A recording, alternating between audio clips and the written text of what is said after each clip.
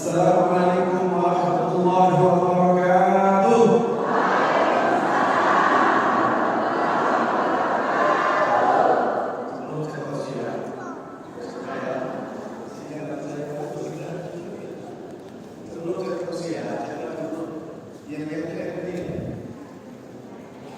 CBP rupiah.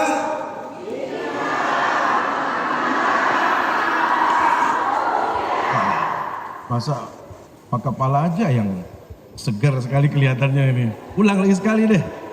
Ini kelihatannya belum kompak ini. CBP rupiah. Cinta, bangga, paham, rupiah. Terima kasih. Bismillahirrahmanirrahim. Assalamualaikum warahmatullahi wabarakatuh.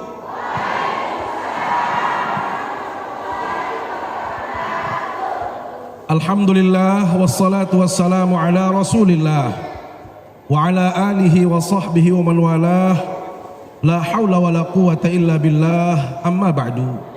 Yang terhormat Ibu Ketua Penggerak PKK Provinsi Nusa Tenggara Barat, Kanda atau Bunda Hajah Lale Prayetni beserta rombongan yang hadir. Yang terhormat Bapak Kepala Perwakilan BI Provinsi Nusa Tenggara Barat, Bang Beri Arif Syah Harahap. Karena beliau orang Medan, kita panggil Bang. Kalau dia orang Jawa, kita panggil Mas. Kalau beliau orang Lombok seperti Kakak Noel yang mewakili, ini Kakak. Bapak Ibu hadirin yang berbahagia, di tempat yang berbahagia dan mulia ini, saya mengajak kita semua untuk terus bersyukur kehadirat Allah Subhanahu wa taala.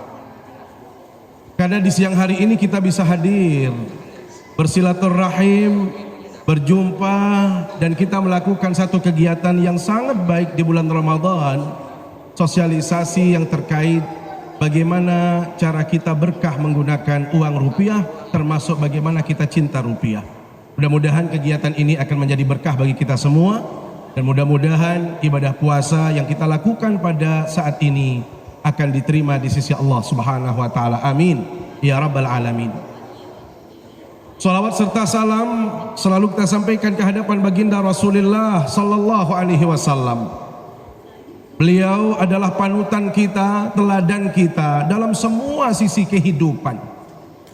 Bagaimana berakidah yang lurus sudah dicontohkan oleh baginda Nabi sallallahu alaihi wasallam.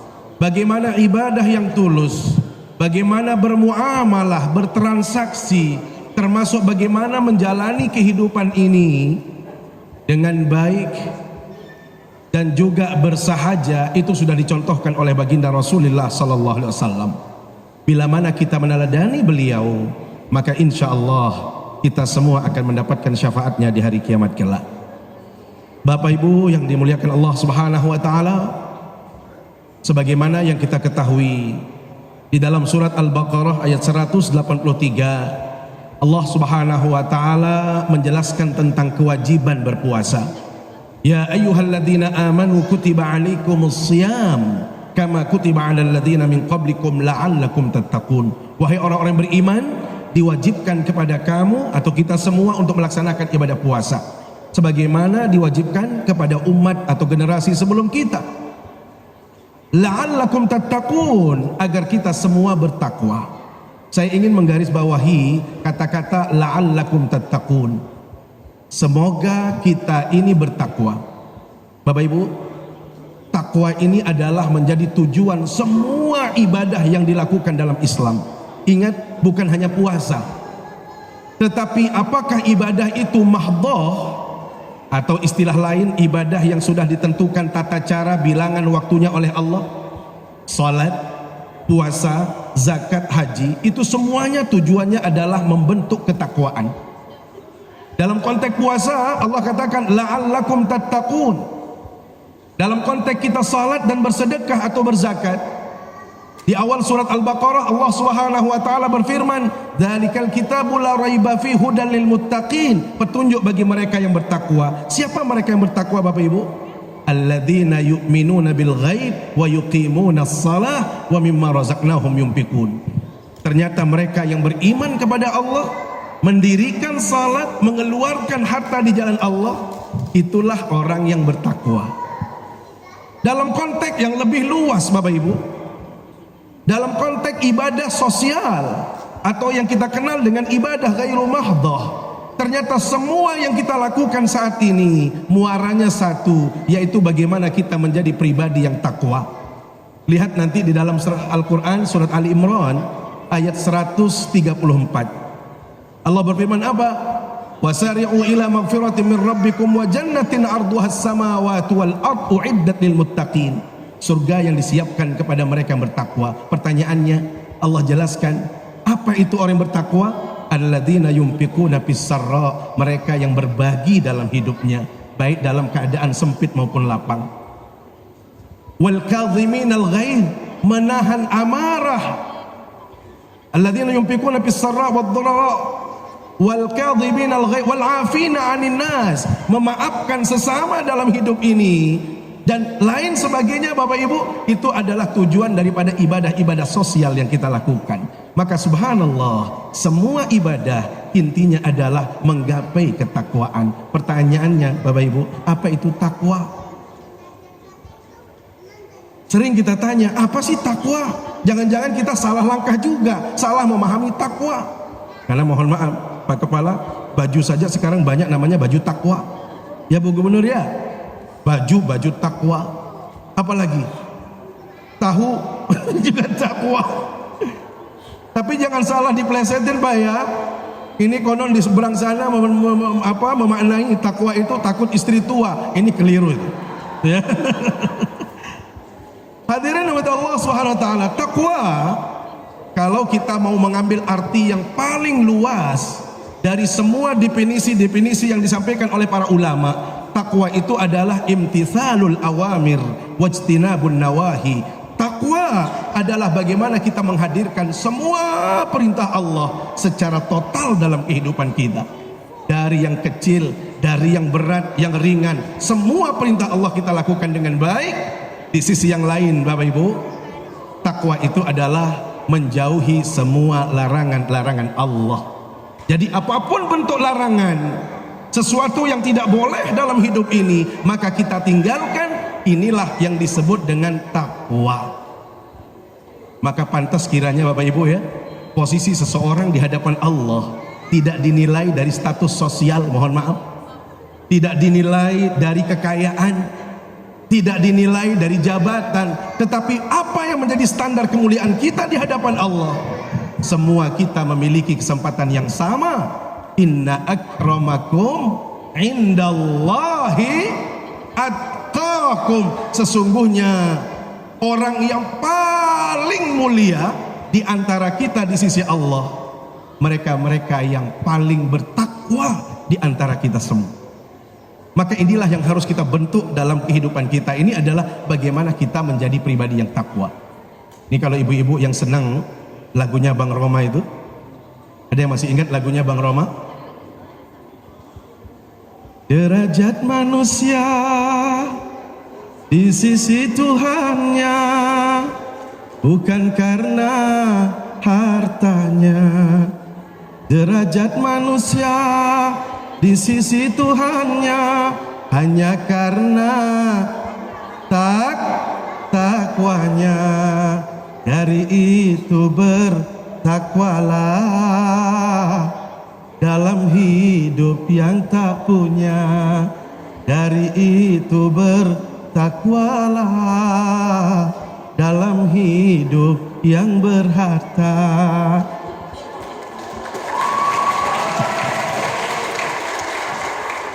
Ingat, masih ada lanjutannya loh. Derajat manusia yang tadi, kalau yang sekarang tidak. Firman Tuhan tersirat di dalam kitab Al-Quran, miskin dan kaya itu sama. Ada yang lain ingat? Sesungguhnya keduanya itu hanya ujian bagi orang-orang bertakwa. Ya, beriman kalau di situ, karena kita berbicara takwa.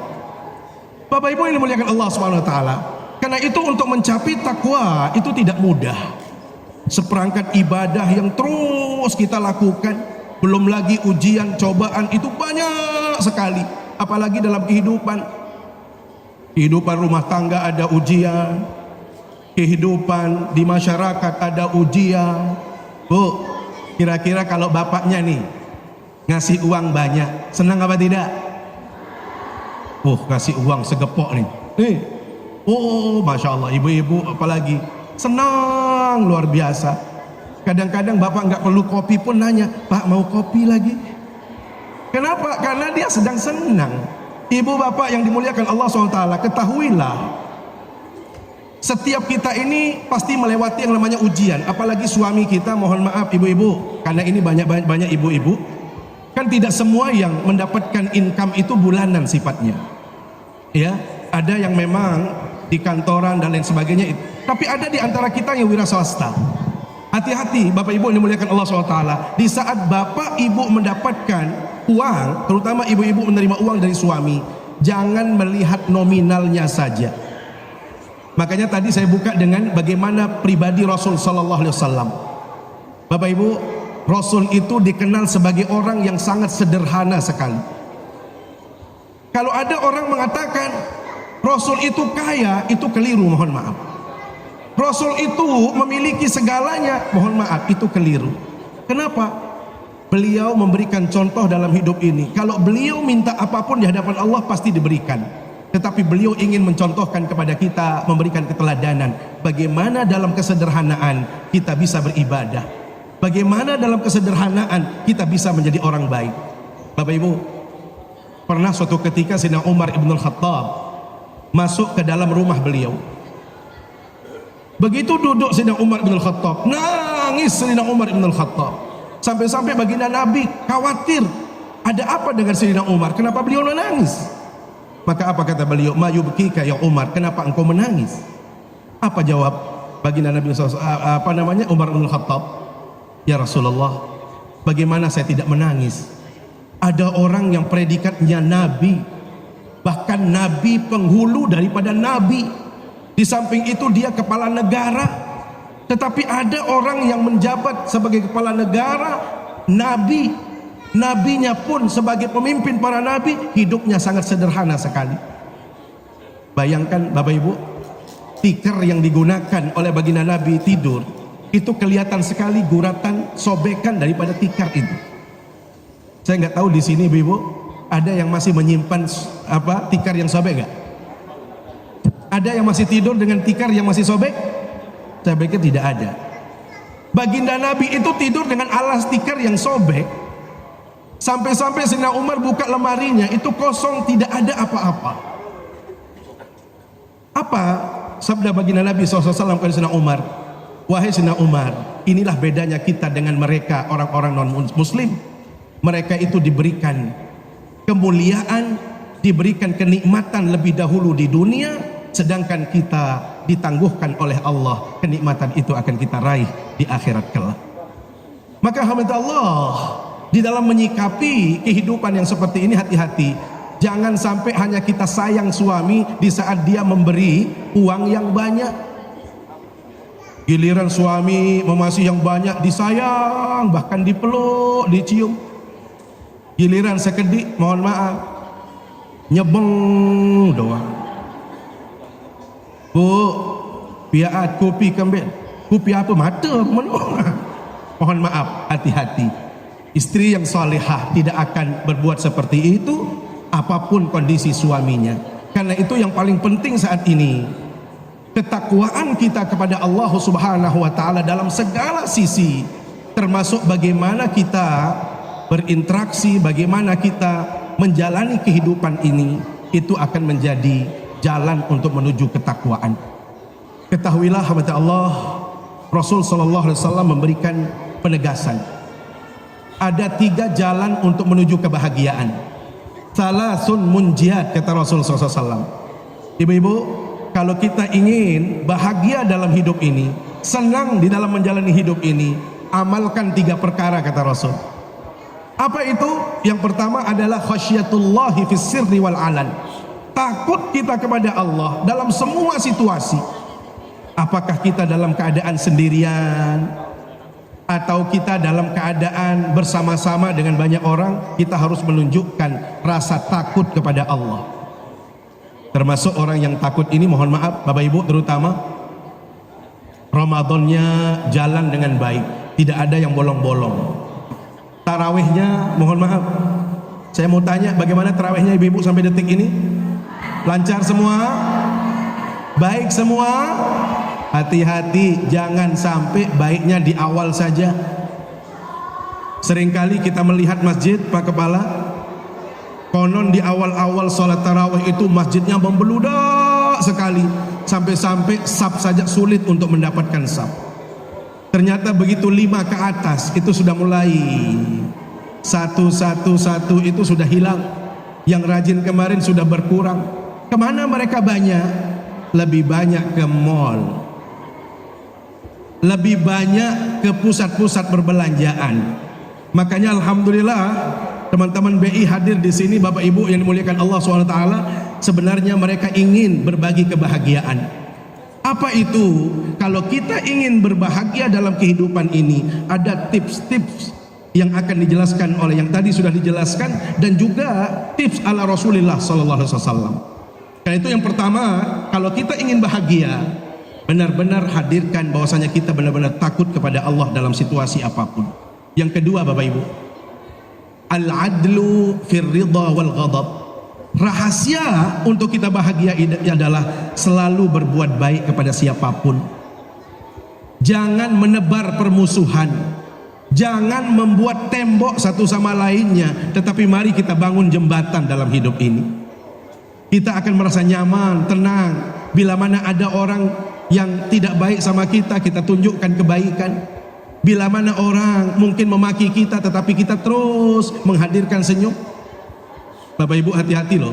Dalam puasa ini kata Rasul SAW, tanda orang yang berpuasa yang baik, bila mana dia dicaci, dimaki, bahkan bila mana ditantang untuk berkelahi, dia akan mengatakan apa? Inni saim, inni saim, inni saim.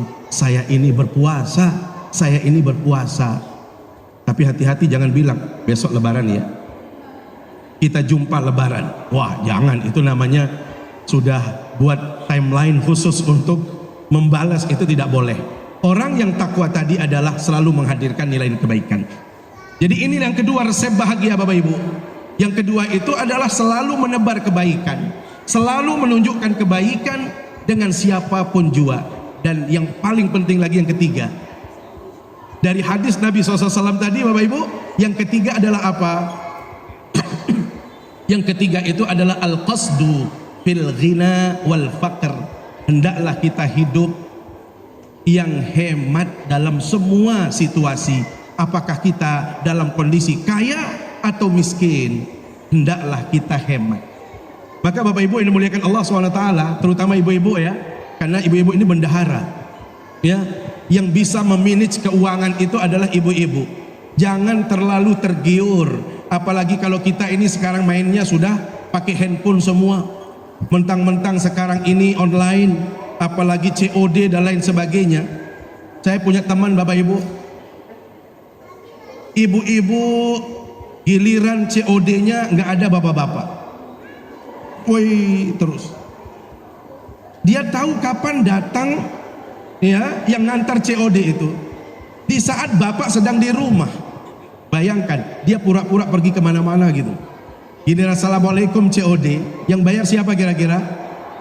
Bapak. Sekali oke, 2 kali oke Bu. Kalau terus-terusan, bokeh juga dia Bu.